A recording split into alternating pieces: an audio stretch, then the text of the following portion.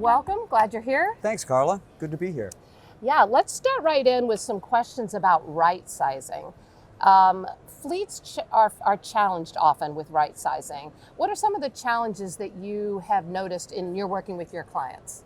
Well, we're all fleet professionals here, obviously, at I&E, and everyone pretty much understands that they've got certain vehicles in their fleet that might not be utilized, whether it's through metrics that they might have, usage statistics that say that the vehicle's not being used enough in a month or a day or a week to justify keeping it. So a lot of the challenges about taking those vehicles, those underutilized vehicles, and either getting rid of them or deploying them in a different way often has to do with getting buy-in from leadership, quite honestly. So some of the challenges about right-sizing a fleet often involve actually getting the department, as an example, to give up the vehicle.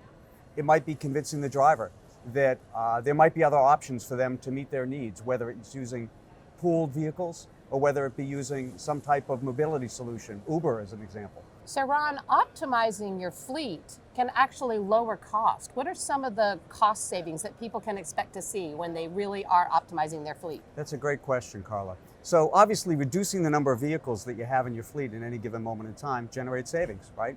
So not only in fixed costs, so overhead, insurance, depreciation, tax, title, registration, but also the operating costs that have to do with that vehicle. So every time you take a vehicle out of service, you're going to save anywhere, depending on the class of vehicle, between $4,000 and $8,000 a year.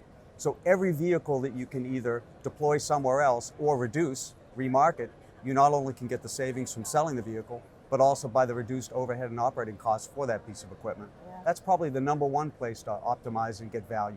Yeah. Additional places to get savings, though, really have to do with productivity of your staff. So anytime you can take a situation where someone has easy access to a vehicle when and where it's needed and provide that for them, whether it's off hours, whether it's on a weekend, whether it's for a particular mission that might need to be accomplished, if you can do that quick and easily, it generates savings. So anything you can do to automate that process is going to further generate savings. Yeah. So there's a lot of hidden costs then that fleet managers don't even realize, that forgotten vehicle over there that's not being used. Absolutely. So Ron, obviously technology can help. What are some of the key things that a fleet manager should look for in motor pool management software? Oh, great question. Well, when you think about it, really, as you look to automate, what might be sort of that manual process about motor pools today, it probably breaks down into three core components. I guess first and foremost, it's about scheduling and coordinating the use of vehicles. The second thing would have to do with managing the dispatch process, which is handing out keys. And then lastly, I suppose it's the reason why you implement technology, which is really giving you easy access to metrics and analytics.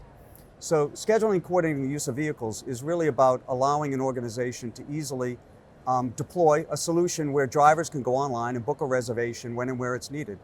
And then all of the business rules and logic that goes on behind the scenes to automate that process and really make sure that the right driver gets the right vehicle. And the second element, having to do with dispatch, really has to do with how you hand out the keys.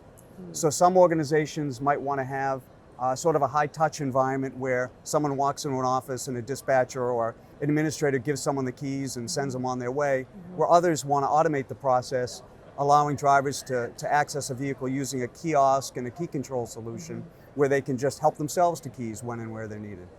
And then lastly, it's about taking all of that rich data that you get from when someone reserves a vehicle, use it and actually bring it back to provide utilization reports to really help you understand where you want to deploy vehicles, where you can move them to optimize their use. So all of that reporting is bundled up in a system to give you sort of instant access to that data.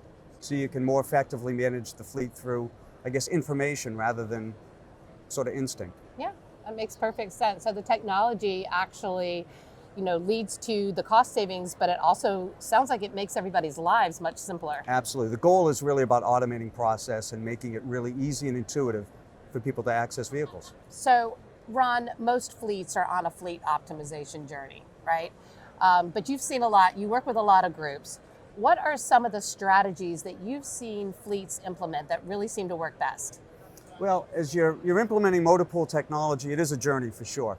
And so one of the things that we often recommend clients do is really start small. It starts really with a communication approach, where you need to communicate not just internally to your stakeholders and your customers, but also others within the organization of what are the goals of the project? What are you trying to achieve? How do you want to roll it out?